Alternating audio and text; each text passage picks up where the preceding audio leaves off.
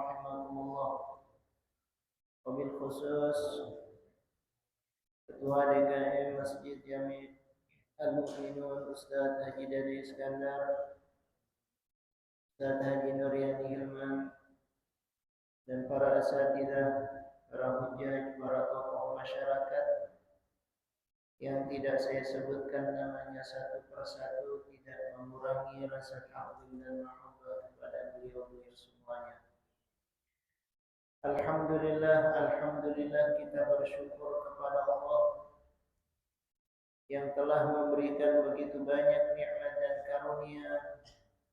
Di antaranya pada hari ini kita bisa melaksanakan ibadah salat subuh berjamaah. Kita bisa berzikir, bermunajat kepada Allah. Mudah-mudahan ibadah kita semua diterima oleh Allah Subhanahu wa taala.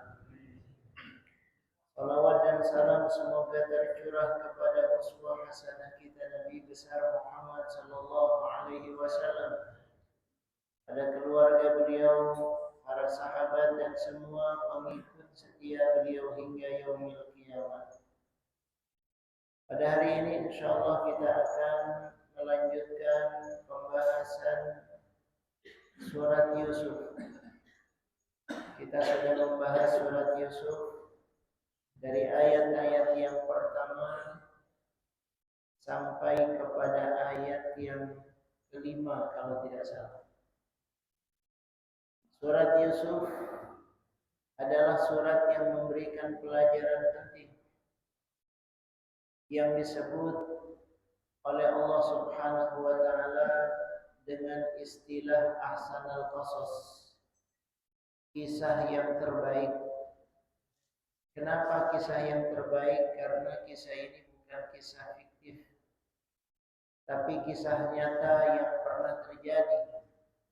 Dan di dalamnya ada begitu banyak pelajaran yang diberikan oleh Allah Subhanahu wa taala.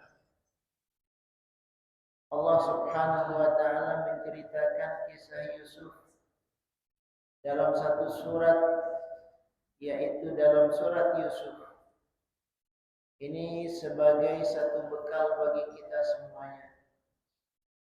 Allah Subhanahu wa taala menegaskan setelah Nabi Yusuf alaihi salam bercerita bahwa dirinya telah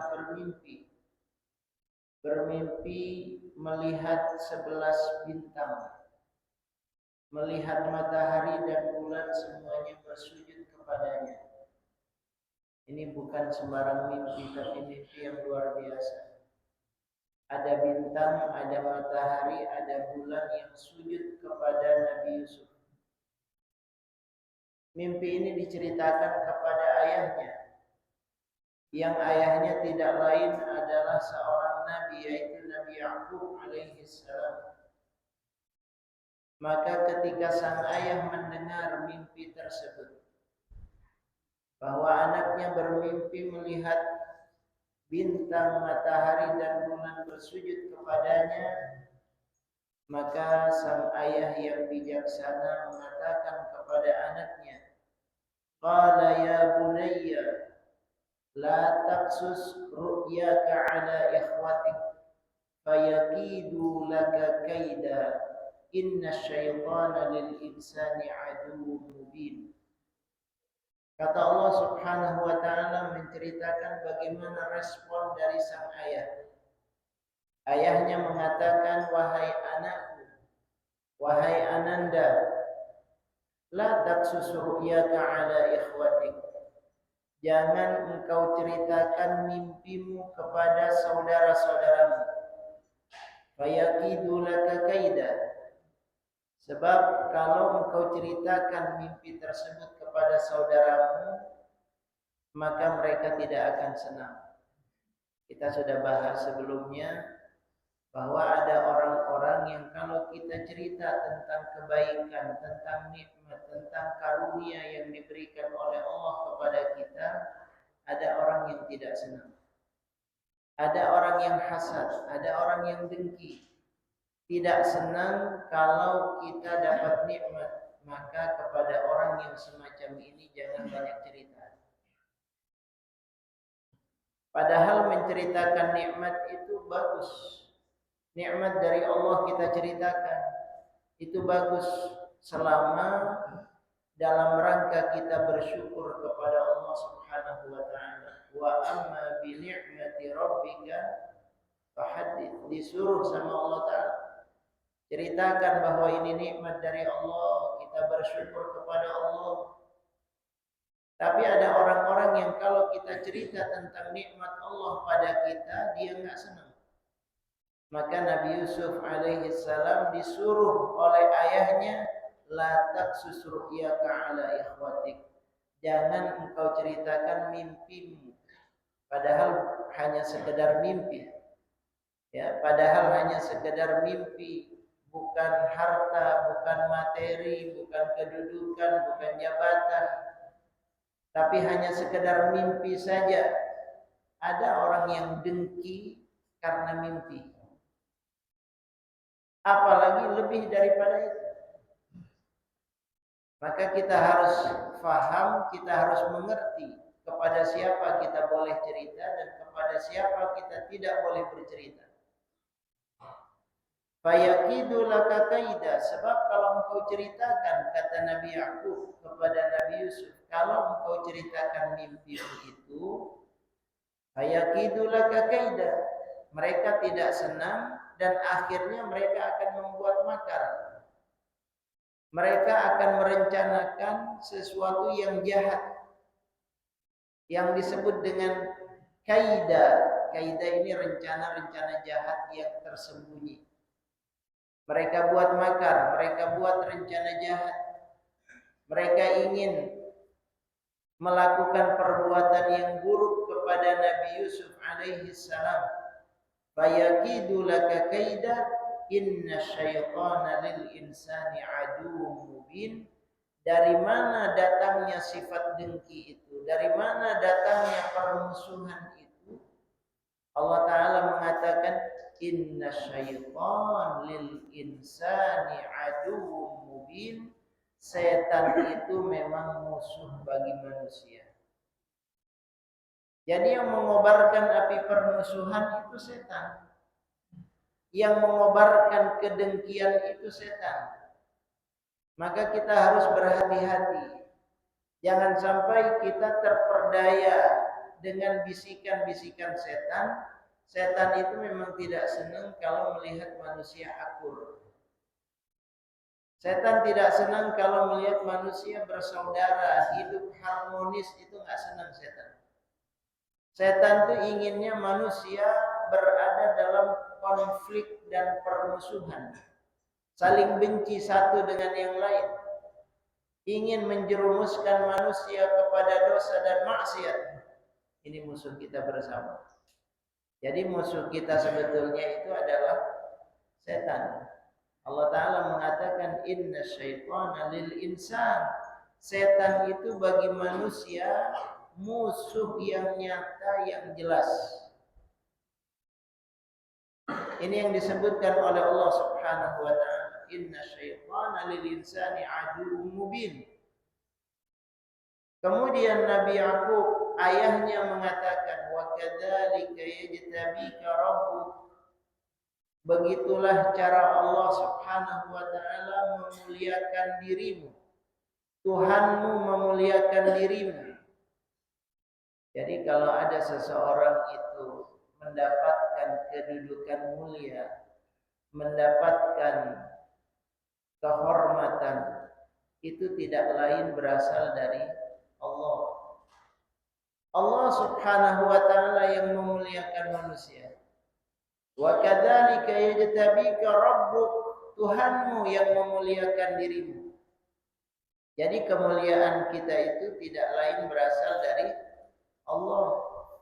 Kalau ada manusia dimuliakan, lalu ada manusia dihinakan, itu Allah yang melakukan. Disebutkan dalam ayat yang sering kita baca, Qulillahumma malikal mulki tu'til mulka man tasha wa tanzi'ul mulka mimman tasha wa tu'izzu man tasha wa tudhillu man tasha biyadikal khair innaka ala kulli syai'in qadir. Yang punya kerajaan ini semuanya Allah. Allah yang memberikan kekuasaan kepada siapa yang Dia kehendaki, dan Allah yang mencabut kekuasaan itu dari siapa yang Dia kehendaki. Allah yang memuliakan dan Allah yang menghinakan. Ini yang disebutkan oleh Allah. Karena itu kita semuanya ini berada dalam kuasa Allah Subhanahu wa taala. Jadi Allah taala mengatakan wa kadzalika yajtabika rabbuk, begitulah Tuhanmu memuliakan dirimu. Wa yu'allimuka min ta'wilil ahadits, dan mengajarkan kepadamu takwil hadis. Jadi Nabi Yusuf alaihi salam diberikan keistimewaan, diajarkan kepada Nabi Yusuf ilmu tentang takwil mimpi. Jadi takwil al-ahadits maksudnya adalah takwil mimpi. Dan ini ilmu yang langka, susah dipelajari. Ini benar-benar petunjuk ilham dari Allah Subhanahu wa taala. Kita ini dalam hidup mimpi sering, setiap kali tidur barangkali kita bermimpi, tapi kita tidak tahu maknanya apa dari mimpi. Tapi ada orang-orang yang diberikan oleh Allah Subhanahu wa taala kemampuan untuk mentakwil mimpi. Mimpinya sendiri dan mimpi orang lain. Jadi kalau ada orang yang bermimpi semacam ini, maka takwilnya begini. Itu diberikan. Dari mana pengetahuan itu? Dari Allah. Sebab semuanya gaib. Tidak ada yang tahu penjelasan tentang mimpi kita kecuali Allah Subhanahu wa taala. Tapi Allah taala memberikan kepada hamba-hambanya yang Dia kehendaki. Makanya tidak gampang orang punya pemahaman, pengetahuan, wawasan tentang mimpi, bisa mentakwil mimpi, menjelaskan tentang mimpi, itu tidak sembarangan. Ada seorang ulama yang namanya Ibnu Sirin. Ibnu Sirin ini termasuk yang diberikan keistimewaan oleh Allah, dia tahu tentang takwil mimpi. Maka dia buat tulisan satu kitab judulnya Takwil Mimpi. Itu menjadi rujukan para ulama. Karena memang tidak sembarang orang diberikan kemampuan semacam itu. Benar-benar pengetahuan yang bersumber dari Allah Subhanahu wa taala. Allah taala mengatakan wa yu'allimuka min ta'wilil ahadits. Nanti kita akan lihat bagaimana Nabi Yusuf bisa menjelaskan mimpi yang dialami oleh seseorang. Itu Nabi Yusuf bisa tahu apa maksudnya dari mimpi itu, tahu. Wa yutimmu ni'matahu 'alaika wa 'ala ali Ya'qub. Dan Allah Subhanahu wa taala menyempurnakan nikmatnya kepadamu dan kepada keluarga Ya'qub.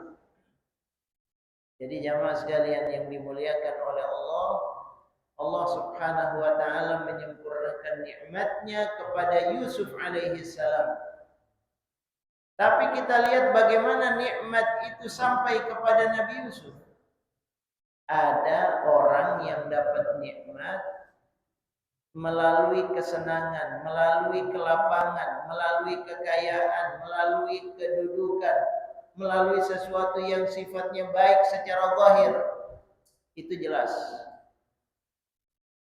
Tapi ada orang yang mendapatkan nikmat, Allah Ta'ala akan berikan nikmat kepadanya, tapi bukan melalui sesuatu yang baik dalam pandangan manusia, tapi dia diberikan kemuliaan lewat ujian demi ujian. Diberikan kemuliaan oleh Allah lewat cobaan demi cobaan. Dan ini yang terjadi kepada Nabi Yusuf alaihissalam. Allah Ta'ala berikan cobaan yang berat kepada Nabi Yusuf, sama seperti yang diberikan kepada Nabi Allah Ibrahim alaihissalam.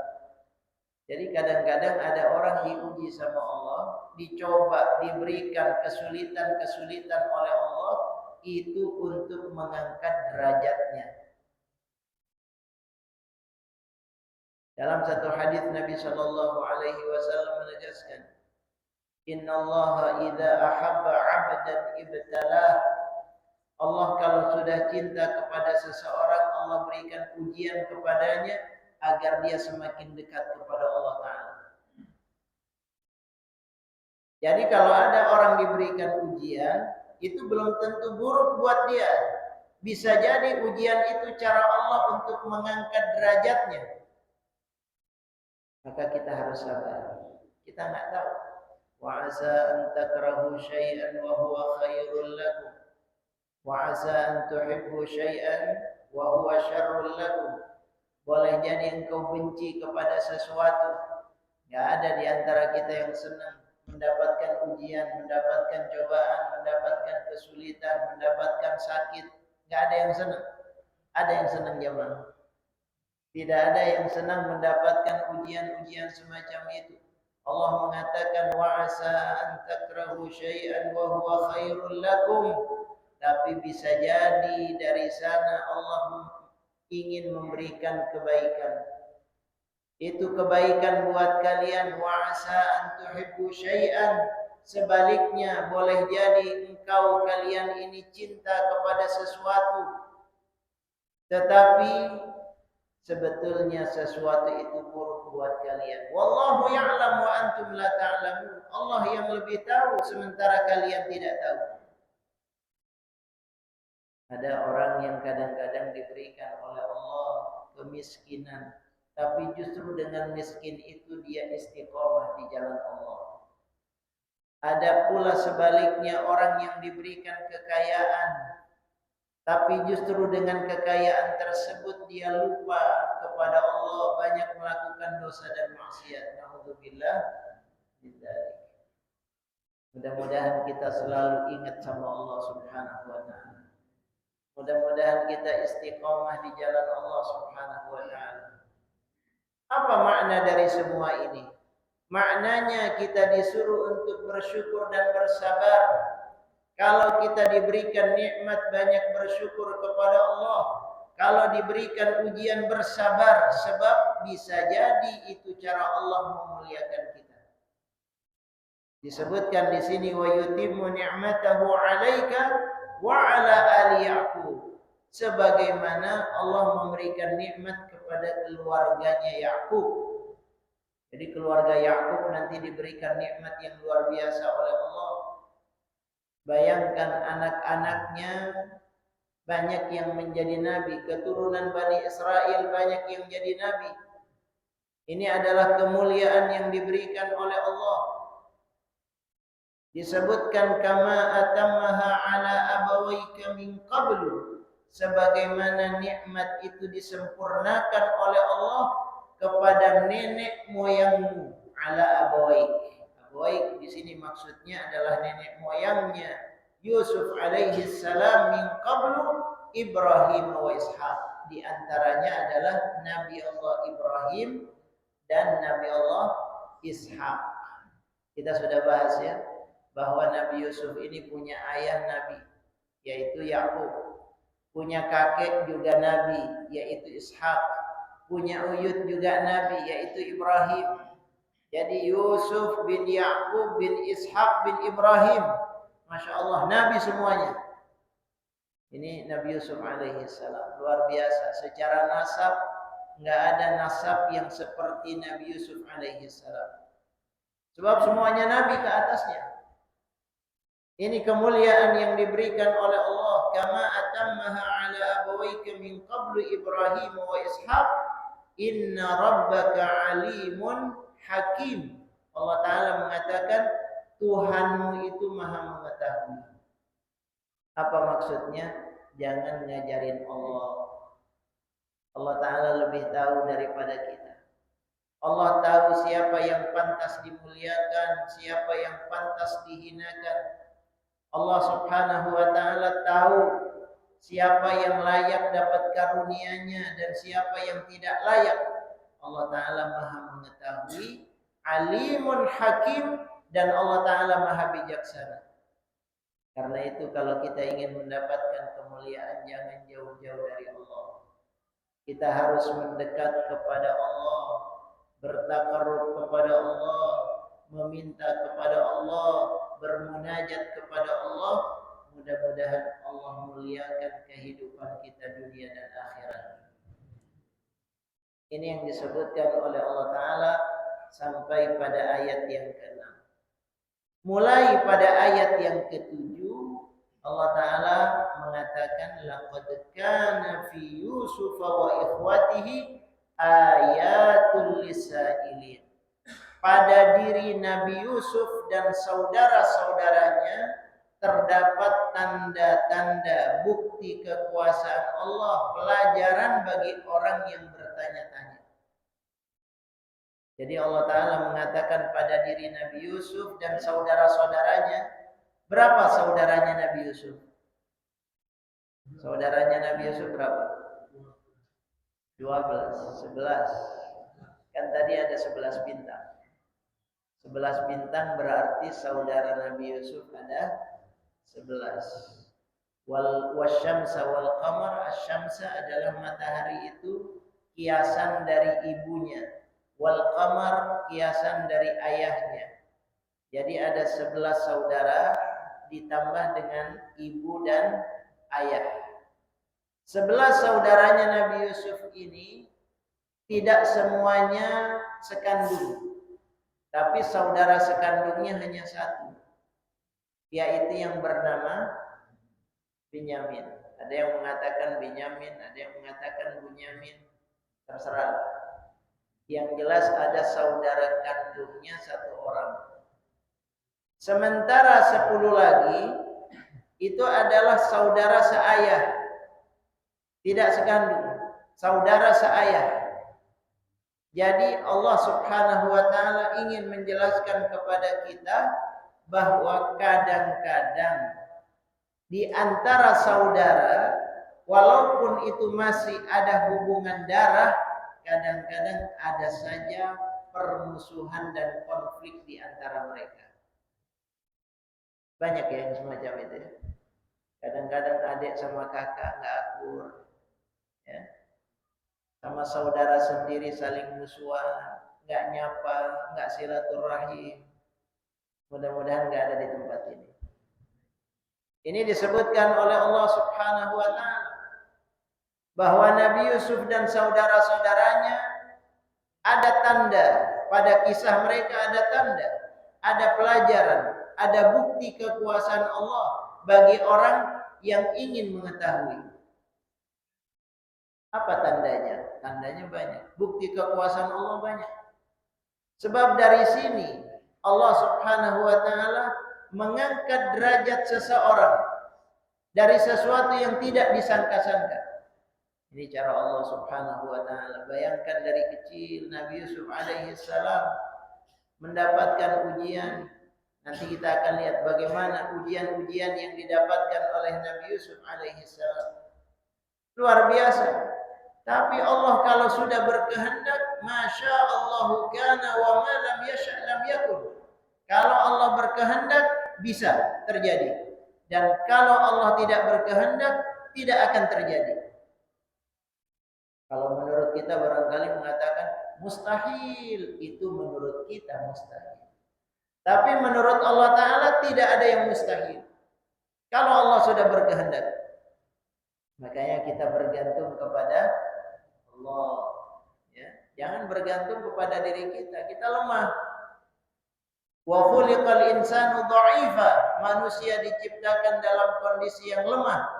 Yang maha kuat hanya Allah, maka minta kepada Allah, bergantung kepada Allah. Wa may yatawakkal 'ala Allahi fahuwa hasbuh. Siapa yang bergantung bertawakal kepada Allah, Allah akan mencukupi. Ini yang disebutkan laqad kana fi Yusuf wa ikhwatihi ayatul lisailin. Nah, mulai cerita ini disebutkan oleh Allah. Idz qalu, yaitu ketika mereka berkata. Mereka ini maksudnya saudara-saudaranya Yusuf. Saudaranya Yusuf yang 10. Karena yang satu nggak ikut, yaitu Bunyamin, saudara kandungnya tidak bersama dengan mereka. Tapi hanya 10 yang melakukan makar, yang punya rencana jahat itu 10 orang ini. Diceritakan oleh Allah, idz qalu, mereka kumpul, mereka bermusyawarah, mereka diskusi di luar pengetahuan ayahnya. Mereka merencanakan sesuatu yang jahat kepada Nabi Yusuf alaihi salam. Apa yang mereka katakan? Idz qalu la Yusuf wa akhuhu ahabbu ila abina minna. Kata mereka, Yusuf dan saudara kandungnya itu lebih dicintai oleh ayah kita daripada kita.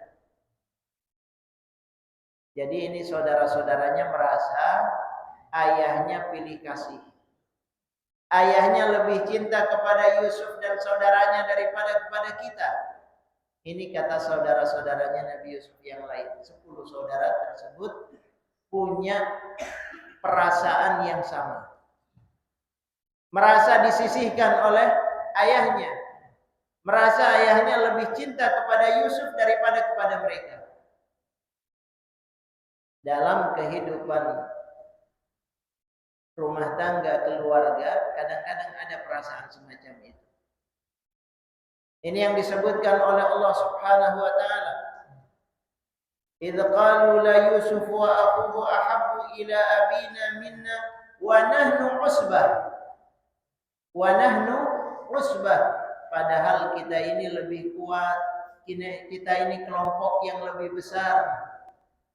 Jadi ada yang disebut dengan dominasi mayoritas. Merasa dirinya banyak, merasa dirinya kuat, lalu mentang-mentang. Ini tidak bagus. Dalam Islam nggak boleh begitu. Jadi mereka punya perasaan kita ini kan lebih kuat. Kita ini lebih banyak 10 orang. Mereka hanya 2 orang. Kenapa ayah lebih kasihan sama yang 2 daripada kepada kita? Itu perasaan yang muncul. Kenapa ini terjadi? Lagi-lagi ini karena setan. Setan yang membisikkan mereka punya perasaan semacam itu. Padahal kalau mereka mau jujur, kalau mereka mau insaf, objektif, benar-benar berpikir secara lurus, maka mereka akan paham. Ini Nabi Yusuf usianya ketika itu masih kecil. Kita aja nih kalau punya anak lebih dari 1 misalnya, ada anak yang udah tua, sementara ada anak lain yang masih kecil. Lebih sayang sama siapa? Biasanya yang lebih kecil, karena mereka butuh perhatian lebih, butuh kasih sayang lebih, mereka lemah. Kalau yang sudah tua biasanya ya sayang, tapi sayangnya itu beda sama yang kecil. Perhatiannya beda, wajar. Kan mestinya begitu berpikirnya. Wajar karena mereka ini masih kecil. Nabi Yusuf dan adiknya itu masih kecil. Sementara mereka sudah tua-tua. Tapi mereka ingin mendapatkan perhatian lebih dari ayah mereka. Ini yang tidak wajar. Itu perasaan mereka. Tapi karena memang perasaan itu dari setan kuat. Ya, setan yang mengobarkan perasaan semacam itu. Jadi disebutkan idz qalu la Yusuf wa akhuhu ahabbu ila abina minna wa nahnu usbah inna abana la fi dhalalin mubin. Apa kata mereka? Ini contoh buat kita. Kadang-kadang ada anak kalau sudah sampai pada tingkat muncul kedengkian, sudah terbawa oleh bisikan-bisikan setan, sampai pada tingkat anak itu bisa durhaka kepada orang tuanya. Dan ini muncul, ini kelihatan dari sini. Apa yang mereka katakan? Dengan lancang dan berani mereka mengatakan, inna abana lafi dhalalin mubin, ayah kita keliru. Ayah kita tersesat. Ayah kita salah jalan, kata mereka. Jadi mereka menuduh ayahnya dengan tuduhan-tuduhan yang tidak baik. Bayangkan ayahnya sendiri dituduh tersesat. Dolal ini tersesat. Inna abana lafi dhalalin mubin. Ayah kita betul-betul berada dalam kesesatan yang sangat nyata. Bayangkan, ayahnya dituduh tersesat. Ini kalau sudah orang sudah kemasukan setan, sudah terganggu oleh setan, macam-macam yang akan keluar. Makanya mudah-mudahan kita dijauhkan dari godaan-godaan setan ini. Ya, ada sekarang ini anak-anak yang berani sama orang tuanya, memanggil orang tuanya dengan panggilan yang tidak layak. Ada yang menganiaya orang tuanya, memukul orang tuanya, mengusir orang tuanya, bahkan menyiksa orang tuanya. Nauzubillah min dzalik. Ini kondisi yang nyata, real. Di tengah masyarakat ada yang semacam ini. Jadi Allah Ta'ala menyebutkan ini saudara-saudaranya Nabi Yusuf tidak terima. Mereka mengatakan inna abana lafi dhalalim mubin. Ayah kita keliru, tersesat ayah kita. Ini kata jadi. Lalu apa yang mereka akan lakukan? Nah ini jemaah sekalian. Orang kalau sudah sampai pada puncak kedengkian, akhirnya mengambil jalan pintas. Mereka mengatakan sesudah berunding, ada di antara mereka yang mengusulkan uqtulu Yusuf. Kalau begitu bunuh Yusuf. Bayangkan saudaranya sendiri mau dibunuh. Ya, saudara sendiri. Dan ini memang mengingatkan kita kepada siapa? Hasad ini membuat orang kadang-kadang hilang akal. Ya, gelap mata. Dulu ada Qabil dan Habil. Begitu juga. Ini anak-anaknya Nabi Adam alaihi salam. Bersaudara mereka. Tapi karena Qabil melihat Habil mendapatkan perlakuan istimewa, mendapatkan sesuatu yang tidak dia terima, maka Qabil muncul sifat dengkinya. Dia dengki luar biasa, hasad luar biasa kepada Habil. Akhirnya apa? Dibunuh itu Habil. Ini kondisi yang berulang. Antar saudara bisa jadi pertumpahan darah. Maka kita ini sebagai orang tua, kalau kita punya anak, hati-hati. Jangan sampai kita menunjukkan perbedaan atau ketidakadilan kepada mereka. Sebab itu bisa memicu munculnya benih-benih kebencian dan permusuhan. Harus adil. Maka Nabi ini dalam urusan ini sangat tegas Nabi. Ada yang datang sama Nabi kita, Nabi Muhammad sallallahu alaihi wasallam. Dia bawa anaknya lalu dia mengatakan kepada Rasulullah, "Ya Rasulullah, aku ingin engkau menjadi saksi. Menjadi saksi bahwa aku sudah memberikan sebagian hartaku kepada anakku ini." Ini kata sahabat itu kepada Nabi kita, Nabi Muhammad sallallahu alaihi wasallam. Rasulullah tidak langsung merespon. Ini bijaknya Nabi. Nabi bertanya, "Anak kamu memang ada lagi enggak selain ini?" Kata Nabi. "Ada enggak anak yang lain selain anakmu ini?" Kata dia, "Ada ya Rasulullah, tapi ini yang saya bawa dan ini yang saya berikan. Yang lain dikasihkan?" Kata sahabat tersebut, "Yang lain enggak dikasih ya Rasulullah. Cuma ini yang saya enggak mau jadi saksi." Tegas Nabi mengatakan, keadilan itu harus diwujudkan. Sebab kalau tidak akan muncul benih-benih permusuhan di antara saudara, dan ini bahaya. Nah, ini yang dilakukan oleh Nabi kita, Nabi Muhammad sallallahu alaihi wasallam. Jadi di sini saudara-saudaranya Nabi Yusuf mengatakan, "Uqtulu Yusuf, bunuh Nabi Yusuf." Bayangkan, tega sama saudara sampai mau melakukan tindakan yang semacam itu. Awit rahuhu arda, atau kalau tidak dibunuh, buang ke tempat yang jauh.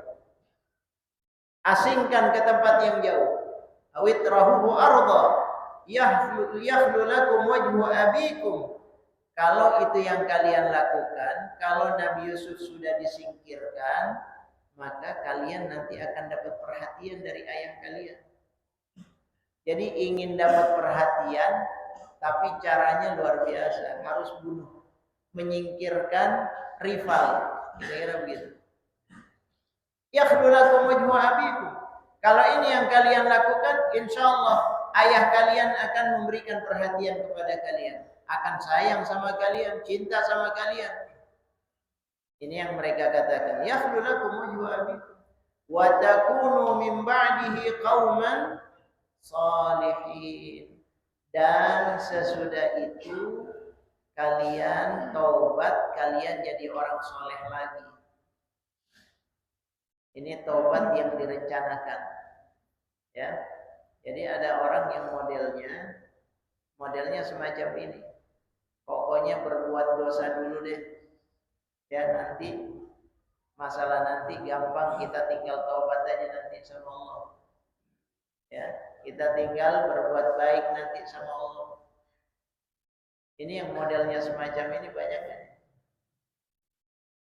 Jadi ada orang-orang itu yang melakukan dosa, melakukan maksiat. Karena apa? Karena dia punya pikiran nanti habis ini kita bisa taubat, ini nggak apa-apa sekarang. Ya. Anak-anak muda terutama banyak mendapatkan bisikan setan semacam ini. Mumpung masih muda, nanti kalau sudah tua baru insaf, baru ibadah, baru taat. Kalau usianya sampai.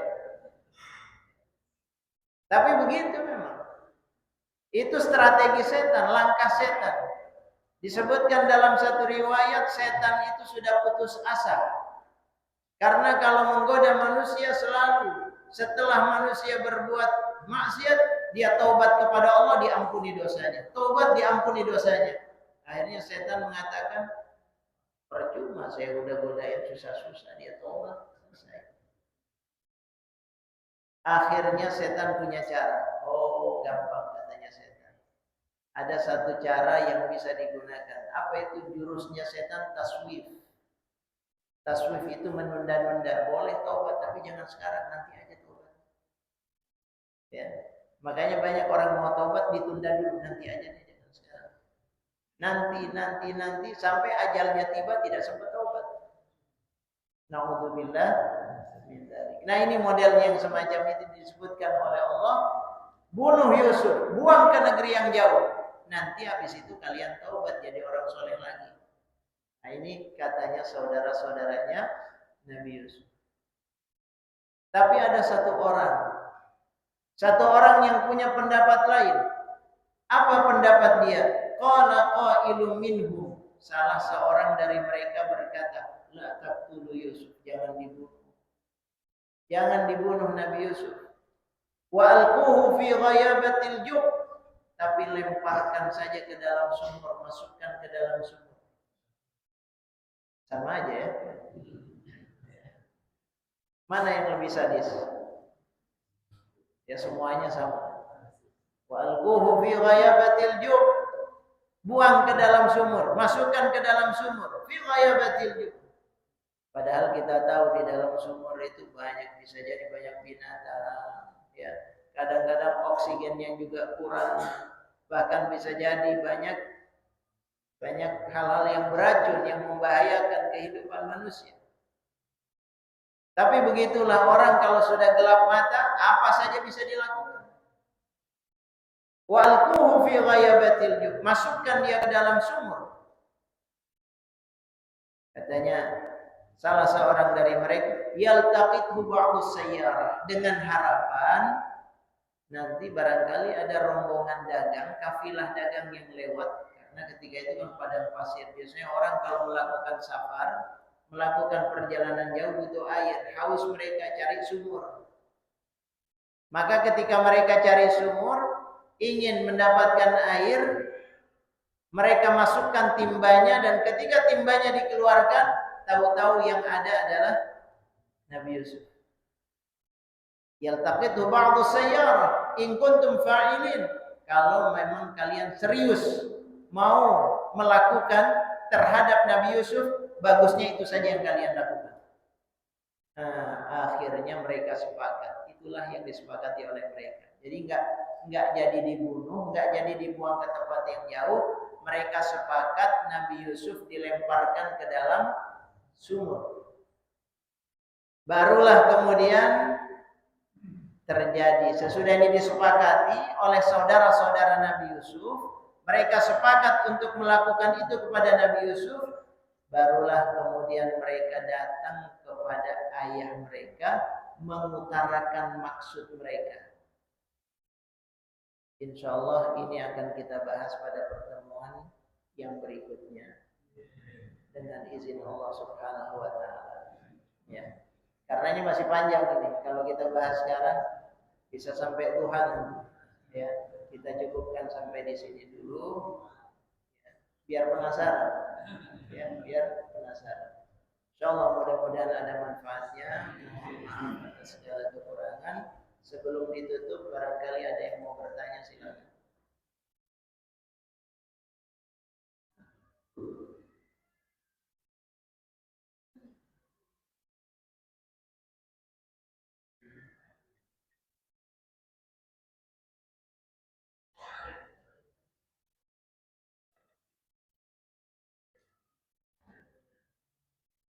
Ada yang cukup ya, insyaallah.